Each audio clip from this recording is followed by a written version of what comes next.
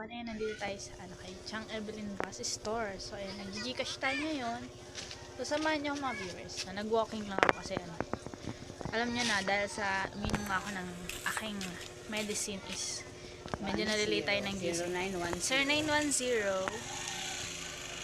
18 18 Apo. 05 05 Apo. 05 479. 479 Yes po. Yan, good afternoon everyone. Ayan, hintayin natin yung Gcash natin. 200. So, shoutout po sa lahat ng Team Kalingap and Kalingap K-Vice and Kalingap Angel. Shoutout po sa inyo. Ano po? Happy Friday. Friday po ngayon, di ba po? Happy Friday to everyone. Eh. So, samahan nyo ako. Hinintay ko sila lola dumating ulit from sa Panginoon. Everyone, ayun, nandito tayo ngayon sa daan sa kalsada. Yan, tatawid ako para bumili na lunch or so merienda na din.